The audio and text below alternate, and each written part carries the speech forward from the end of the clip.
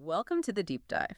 Today we've got, well, a really fascinating challenge for you. What if one of the oldest, most foundational epics we know, the Ramayana, what if it wasn't just a story? Hmm. What if it was actually like a secret instruction manual, a scientific guide almost to achieving self-realization at Bhagyan? That's exactly the provocative idea we're diving into. Yeah. We're focusing on a specific text, Sita Haran, New Eternal Love.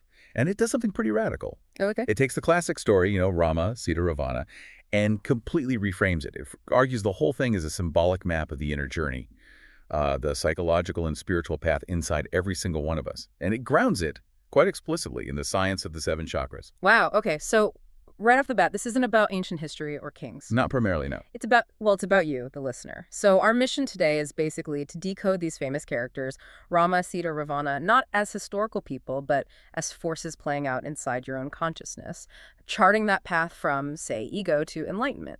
Exactly. Yeah. And to really get it, we first need to understand the inner geography the text sets up. It lays out the seven chakras from Muladhara up to Sahasrara. Standard model. Right. But it connects them to human developmental stages. So Muladhara, the root or food center, that's active from birth to around age 7. Basic survival stuff. Okay. Then Swadhisthana, the emotional center, that's roughly 7 to 14. And then comes the really crucial one for this story, right? The Manipura. Precisely. The navel center, sometimes called the sex center. The text says this develops between ages 14 and 21.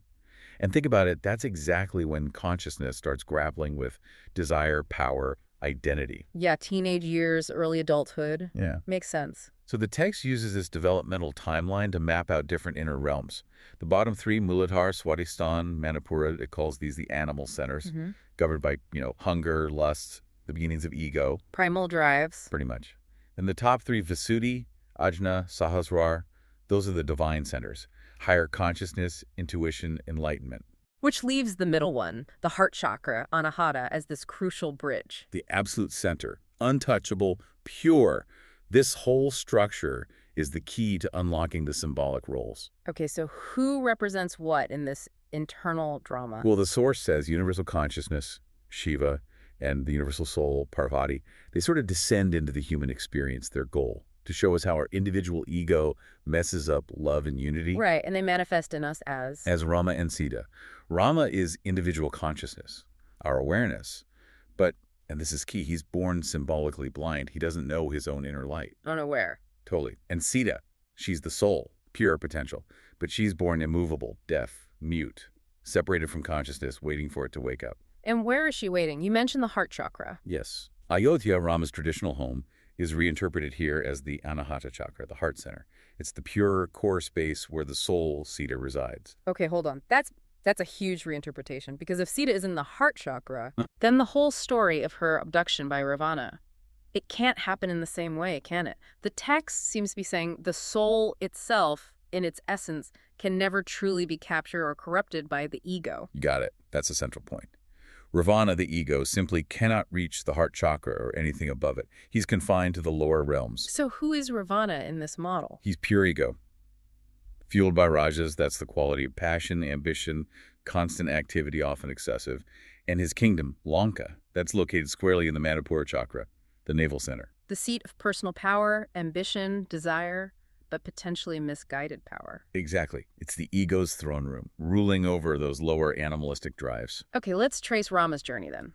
Blind consciousness. He's connected to the soul, Sita, but he can't see her. She can't interact. What happens first? The critical moment, the fall, if you like, happens when Rama is 14, right on schedule for the Manipura chakra awakening. He's in the forest and encounters Shurpanakha. Ravana's sister in the original. What does she represent here? Pure desire, materialism, sensory gratification. And she does something pivotal.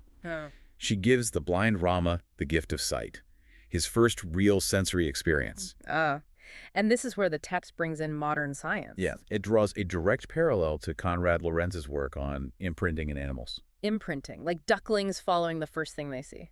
Exactly that principle. Consciousness, especially when it's young and naive like Rama's, tends to latch on to or imprint on the very first thing that gives it strong sensory input or pleasure. So Rama imprints on materialism, Shurpanakha. Precisely. The text actually emphasizes this isn't inherently bad, it's a natural stage. Consciousness explores the world through the senses first. That's how it learns. Okay, so if Rama is now seeing through the lens of desire and materialism, Hmm. what about his exile? The traditional story has Kaikeyi banishing him. This version completely flips that script. Rama's exile is voluntary. He wants to go to the forest. Why? To stay with Shurpanakha, to keep this newfound sight. Exactly. He's captivated by the sensory world she represents. He chooses to follow that impulse. So what about Kaikeyi, his stepmother? She's usually the villain who causes the exile. Not here. In Citramayan, Kaikeyi is reframed as actually a very supportive mother.